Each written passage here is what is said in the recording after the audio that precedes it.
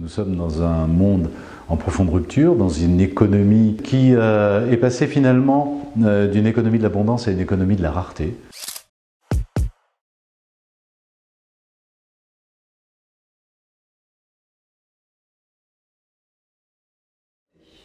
C'est non seulement possible, mais c'est indispensable.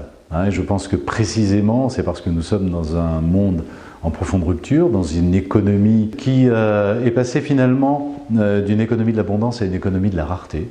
Rareté des ressources, rareté dans la capacité de la planète à absorber les conséquences de l'activité humaine.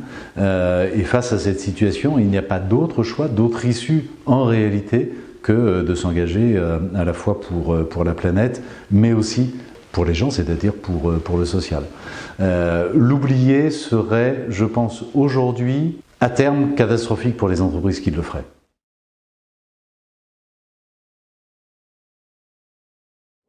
Alors c'est complètement l'occasion d'inaugurer, d'inventer de nouveaux modèles de prospérité. On l'a fait à la Maïf et avec beaucoup de succès depuis 10 ans.